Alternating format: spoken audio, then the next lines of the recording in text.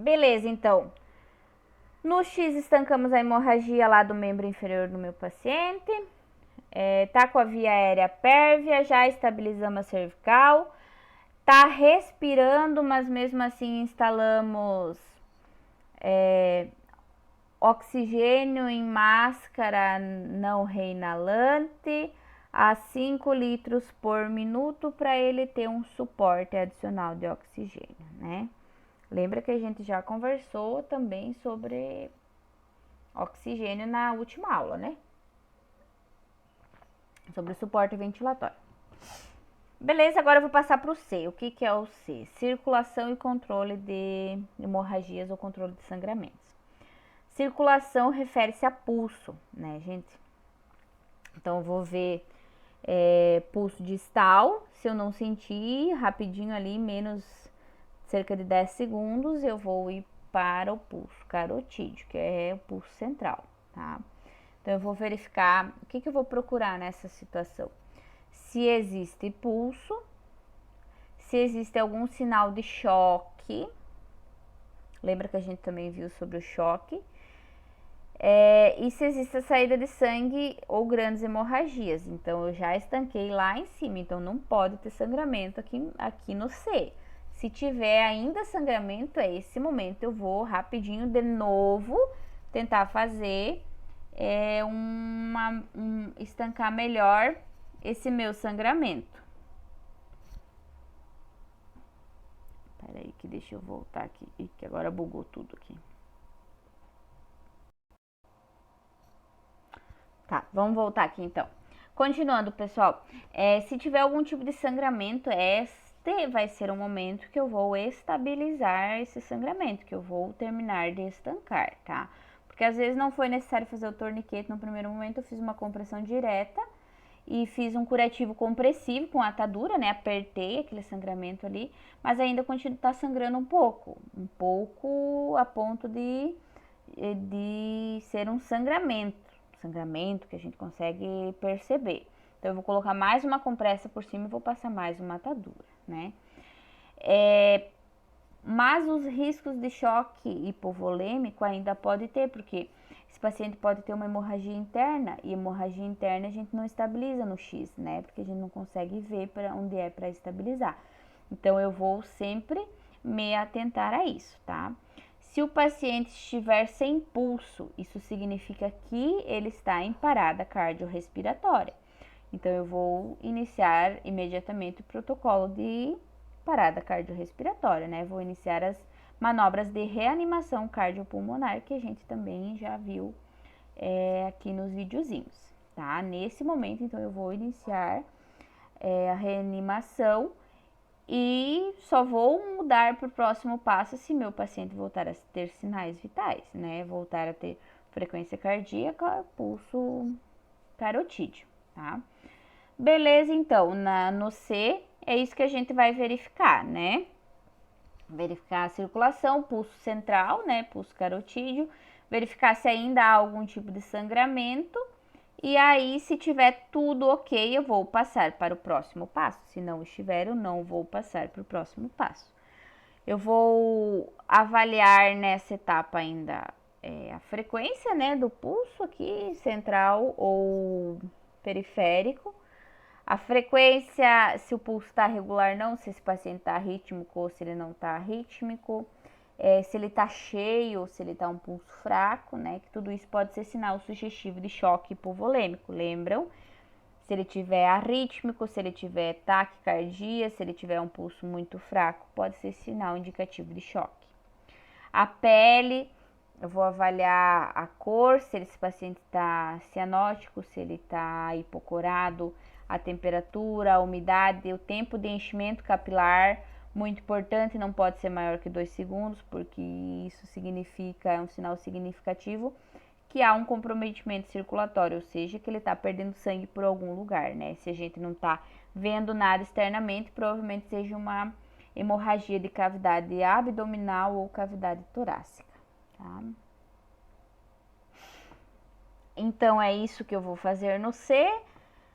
Estabilizar se ele estiver parada cardiorrespiratória, então fazer as manobras de reanimação cardiopulmonar até esse paciente voltar.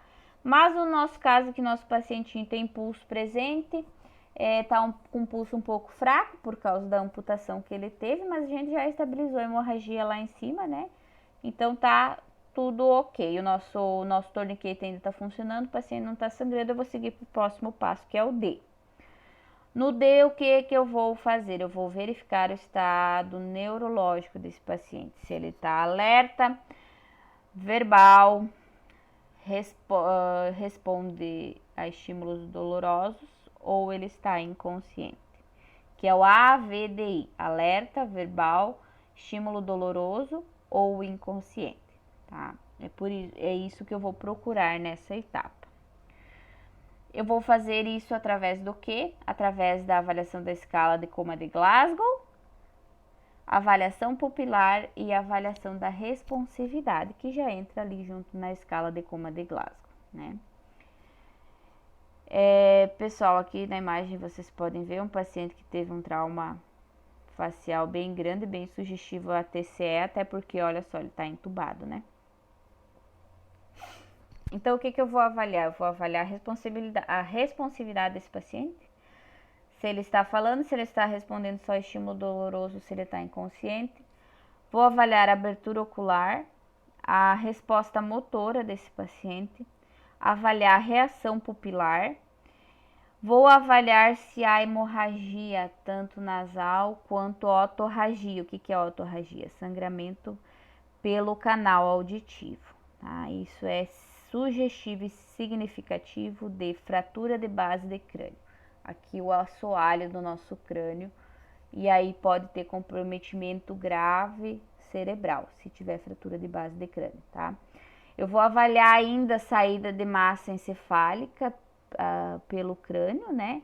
Ou muitas vezes até pela orelha, ou líquor cefalorraquidiano, que aí é sugestivo de TCE, né?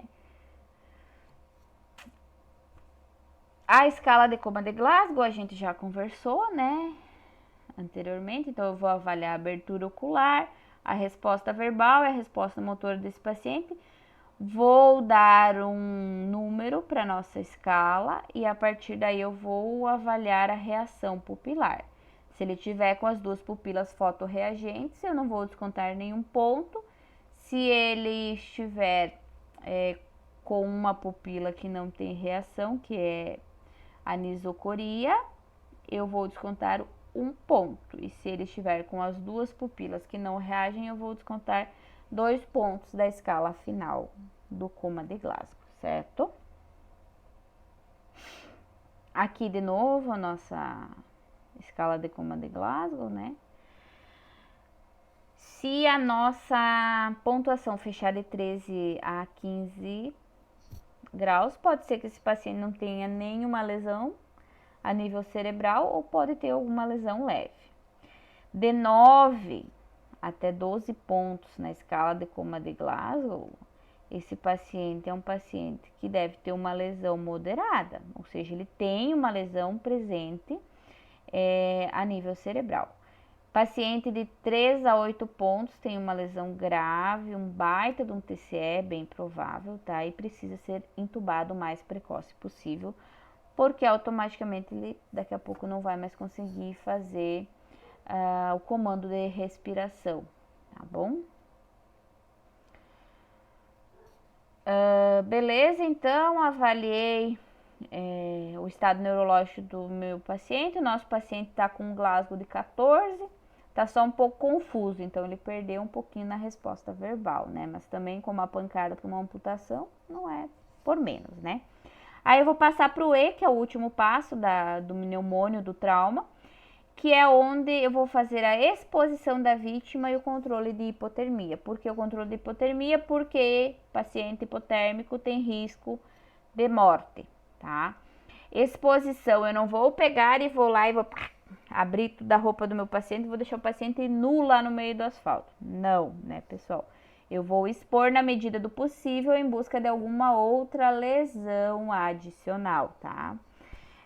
Vou prevenir e conter a hipotermia, então se esse paciente estiver molhado, eu vou tentar retirar essa roupa, aquecer ele com uma manta térmica, cobertores. Se ele não tiver nenhuma lesão, beleza, tranquilo, vou aquecer, pôr um cobertorzinho, uma manta térmica, e aí vou fazer a imobilização do nosso paciente, beleza? E claro, sempre vou registrar as informações de tudo que eu fiz com o paciente, tá? Então, na exposição da vítima, automaticamente eu vou olhar o paciente da cabeça aos pés de forma bem rápida, à procura de alguma outra lesão grave que eu não tenha percebido até o momento e que tenha risco de vida ao meu paciente, controlar a hemorragia e vou imobilizar o meu paciente de trauma, certo? Aqui daí tem bem detalhadinho, né, que vocês já devem ter visto. Beleza? A avaliação primária é isso, pessoal. O objetivo da avaliação primária é esse, fazer com que a gente elimine qualquer risco eminente de morte do nosso paciente. Paciente estabilizadinho, beleza? Aí eu vou iniciar a avaliação secundária, que ela é um pouco mais tranquila, que eu posso fazer ainda no local do acidente ou com o meu paciente dentro da viatura. Que ela vai se dividir em quê? Na entrevista com o paciente, se ele estiver lúcido, ou com algum familiar ou terceiro que presenciou o ocorrido, né? Isso de forma rápida.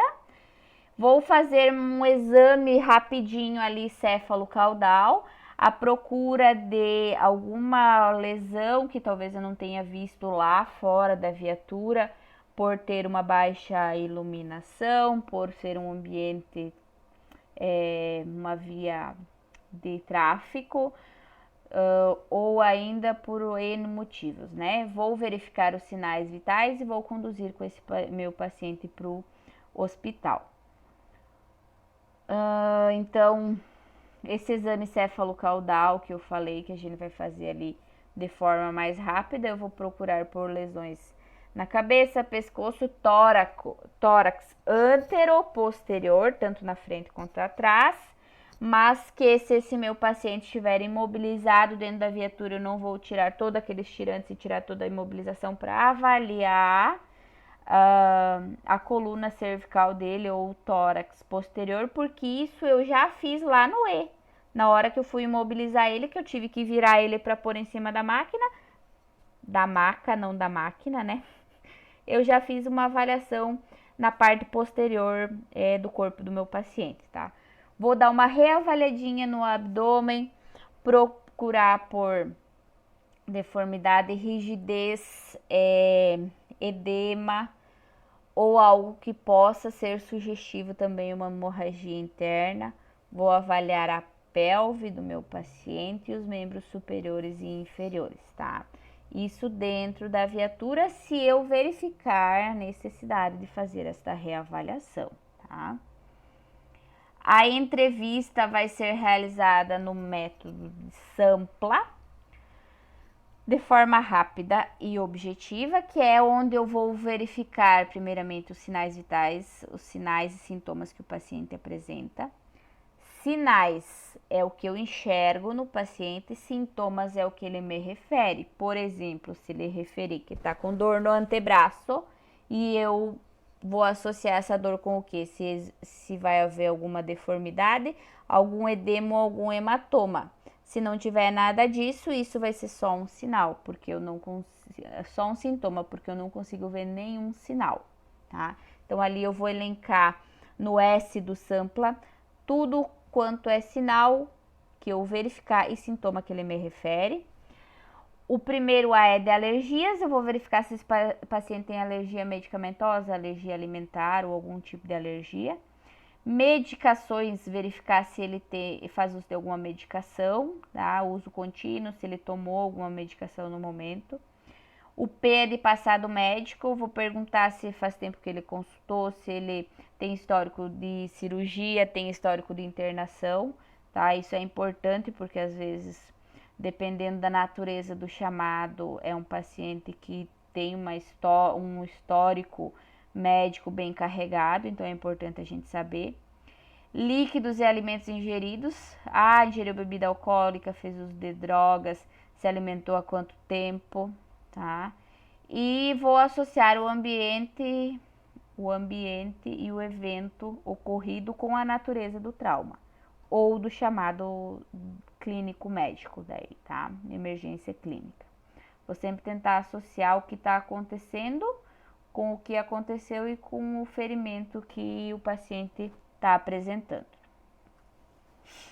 Aqui nos próximos slides, vocês já devem ter olhado na primeira vez que a professora passou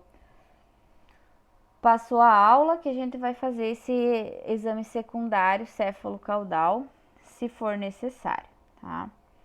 Nesse momento aqui a gente vai reavaliar as pupilas, tá? Só para relembrar então, quando elas estão simétricas e fotorreagentes, que são as pupilas normais, a gente fala que elas estão isocóricas.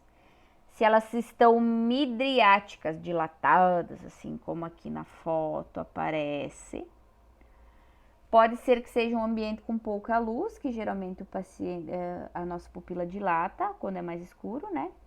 Pode ser sinal de hipóxia a nível cerebral, ou seja, está oxigenando super mal esse cérebro desse paciente.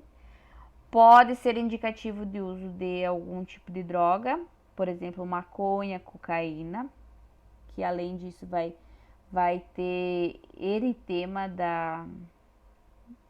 da esclera, da parte branca do olho. Ou pode ser o uso abusivo de algum medicamento, tá? Se a pupila tiver miótica, ou seja, bem pequenininha aqui, bem diminuidinha, pode ser sinal indicativo de pouca luz, né? De muita luz, que a nossa pupila quando tem luz, ela fica bem pequenininha. Mas aí a gente vai utilizar a lanterna, assim como na midríase, né? O que pode ter acontecido com o meu paciente que ele está com a pupila miótica? Ele pode ter feito uso de droga, tipo a heroína, pode ter feito uma intoxicação exógena, ou seja, tudo que é de fora, né, por qualquer tipo de substância, seja medicamento, seja que boa, por exemplo. Pode ter usado morfina ou opioides. Opioides, por exemplo, paracetamol com codeína, né? Codeína é um derivado do ópio. Ou ainda pode ser sugestivo à morte cerebral, né? O paciente com morte cerebral ele faz miose pupilar, mas aí ele não vai ter mais nenhum sinal vital, né? E as pupilas, quando elas estão anisocóricas, ou seja, uma tá normal e a outra tá dilatada, ou uma tá miótica e a outra tá com midríase, é sinal de TCE grave, ou pode ser sinal de AVC, tá?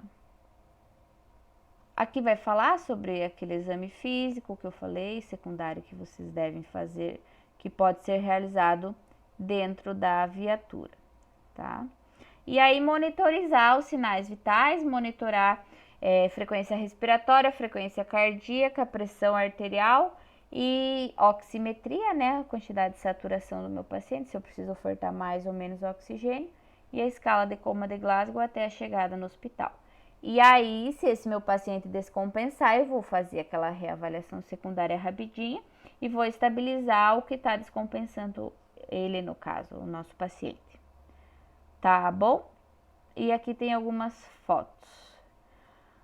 Quando que eu vou reavaliar meu paciente? Sempre que necessário, né? Até a chegada no destino final.